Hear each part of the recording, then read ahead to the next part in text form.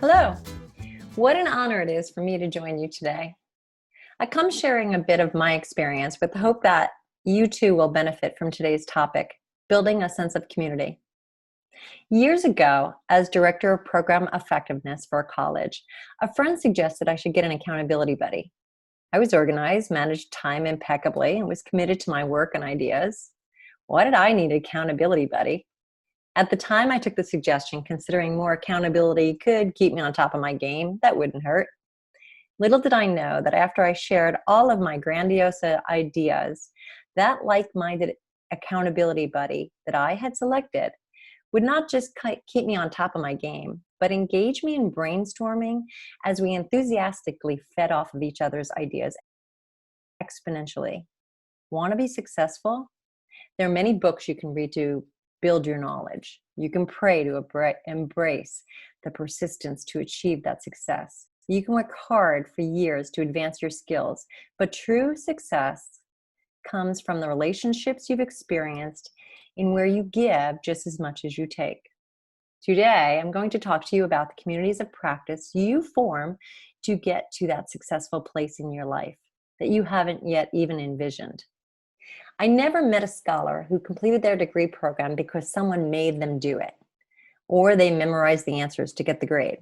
All true scholars who achieved the degree were there for a purpose, driven to achieve a goal valued higher than the cost they invested into that educational program. Am I right? I've seen some do it for their children, some who are intent on improving the world. Some do it to make more money, secure a title, advance that career, or their equitable position in life. But all did it for a purpose, a specific interest. This was my purpose.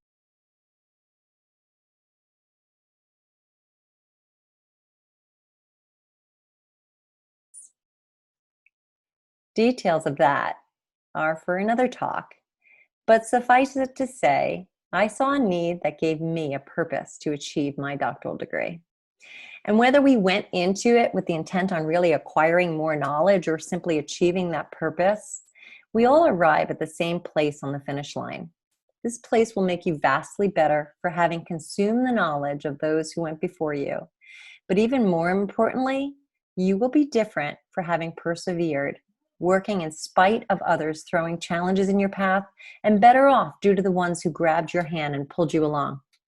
To those of you who are just beginning, not all of you will persevere. A great professor in your program, as a matter of fact, shared with my class that not everyone gets an advanced degree because it's hard. Life will get in the way, and you will have to determine your next step each step of it. But whatever that might be, I promise you that staying focused and taking it will actually get you to the place far beyond that one you can only imagine right now. For those of you who are graduating, I want you to think for a moment of the hands during your educational career that grabbed yours or gently pushed or pulled you along. Don't forget to turn back around to help that next one in need of that hand. That community of practice is critical to your success. Wenger defined a community of practice, or a COP, as groups of people who share common interests or passion for something they do and learn how to do it better as they interact regularly. He suggested a COP shares the same topic of interests, engaging in shared activity through this community, and engages in work surrounding this knowledge and skills as practitioners in the field of interest. This, I suggest, is a key ingredient to successful academic scholarship. Those are the ones who know that collaboration is based upon using that peer-reviewed research to begin their work on those, quotes, shoulders of giants. We build off of others' works versus recreating our own wheels, in a sense, from scratch. But one thought you are often not taught is that some of those giants may be sitting amongst you. This doesn't take away from the literature review you have done or will forever and a day do now that you know. But once you understand the power of using that credible work in the field, always citing them properly, I promise APA will become your friend one day. But according to Golden, the research supports that faculty groups provide fertile ground for processing ideas and co-creating new knowledge. where productive conversations between e-learning faculty help improve teaching by identifying strengths, discussing challenges, and finding solutions.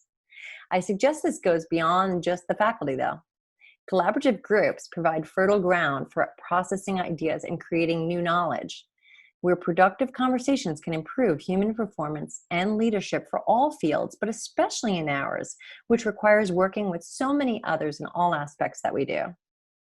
Cabrera and Cabrera performed a study that identified the most important management practices that affect knowledge sharing.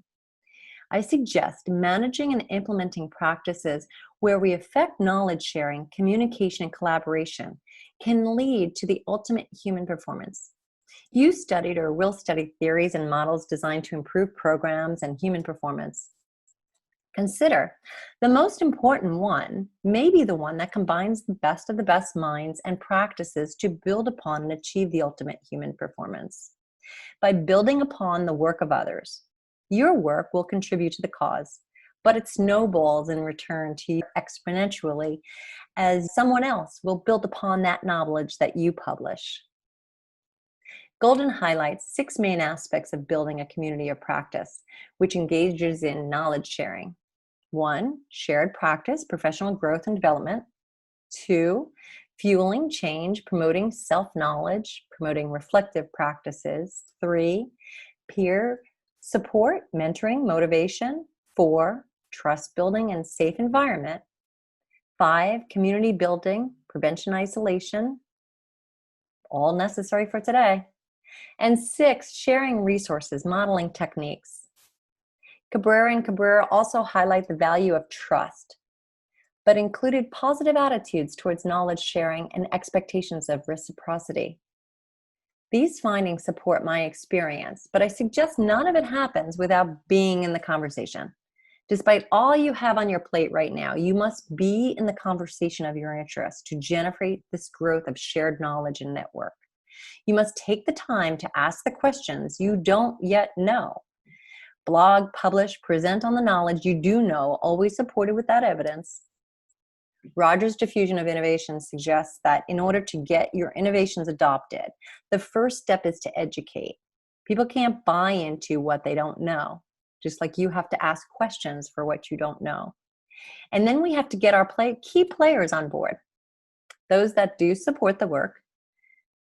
Begin forming these relationships now. Don't wait till you graduate. This is part of your learning acquisition, not only in your doctoral program, but in life. This social contribution, feeding on and contributing to, builds upon your learning as you put it into practice. Before you even have that degree in hand, you will have followers watching to scoop you up because of your interests that you've shared. If you don't, you haven't networked with the right fit for you yet.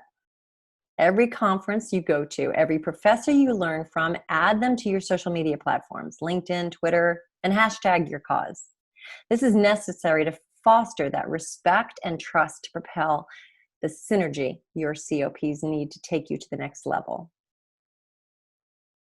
If you're currently working in an environment that doesn't use your talents, where you have become a task doer instead of a thinker, earn that degree and continue to share in your community, that you will grow and lead you to the next step on your journey. You cannot just be a spectator on social media, though. You must contribute to the cause, that purpose, that interest that drives you. Begin with your classmates and professors who have the experience to support your interests. Your purpose, no matter how outlandish they may seem. What are they? What are your interests? They may change or refine over time. They should through your doctoral program. But stop and write them down. Until you know what you're driving towards, you won't be able to sell it to anyone else if you are not certain what it is.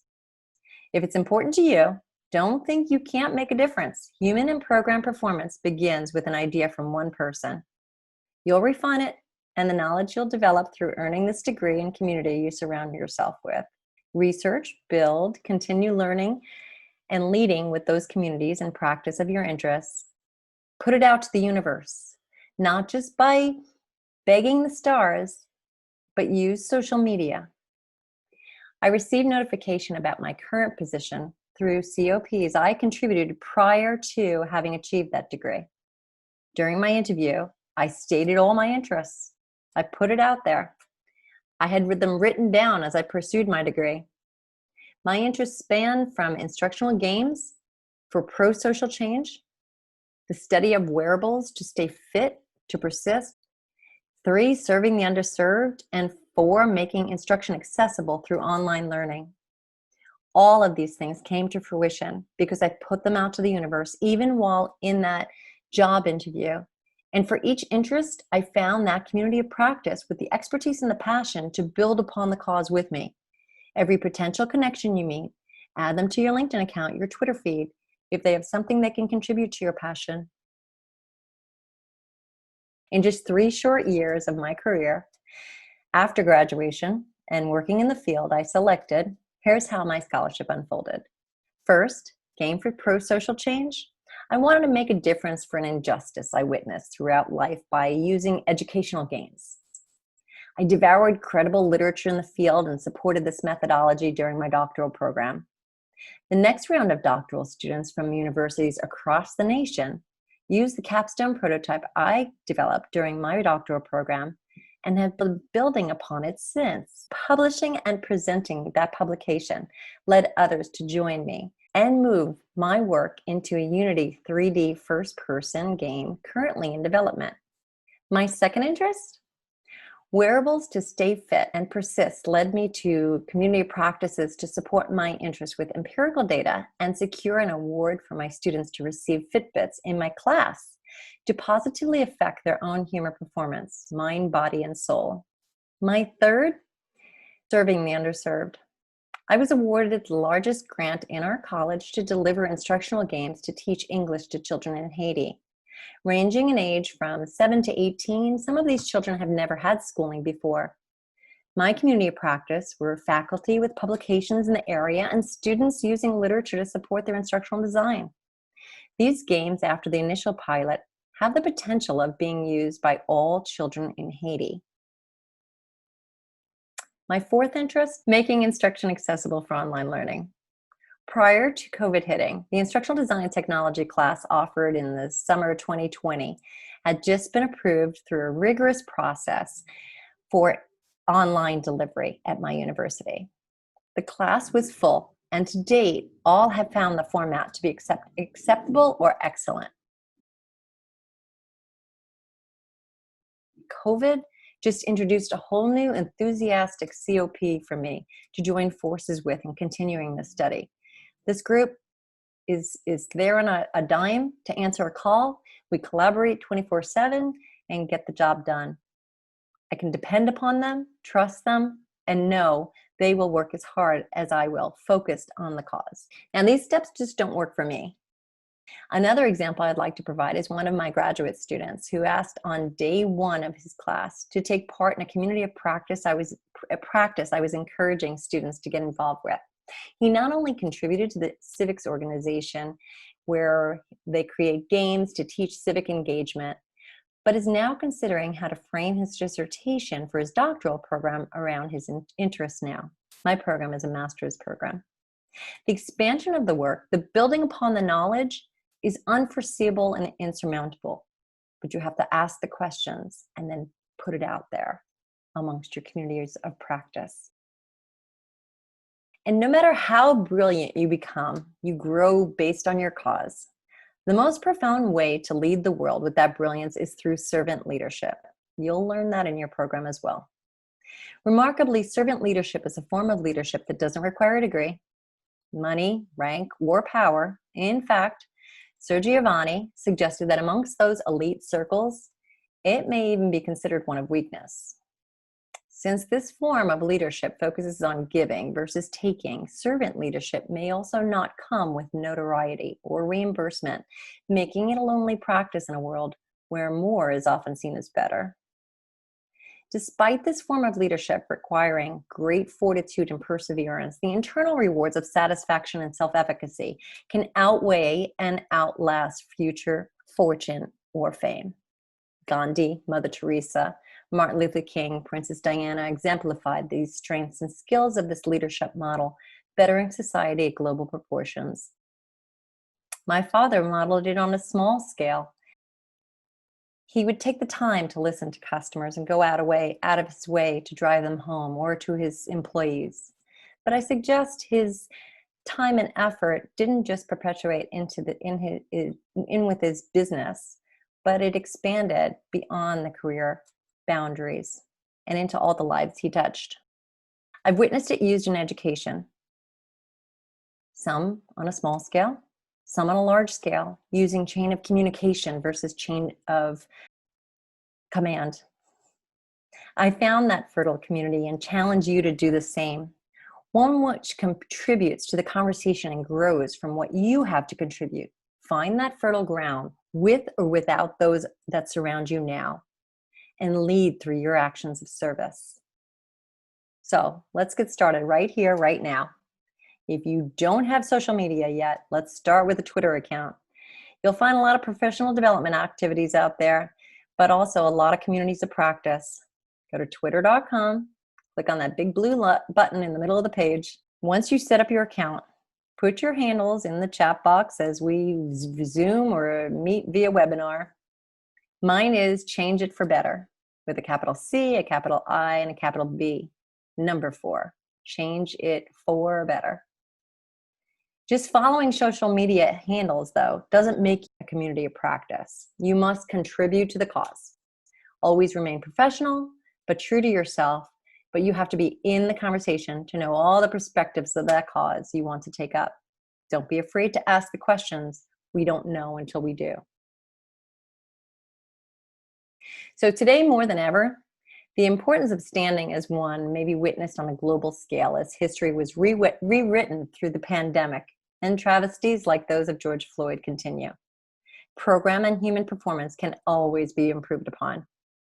Whether you've just begun your trek or you're exiting with that degree, your work starts now, because it's no longer just your work, but to be shared with the world of knowledge.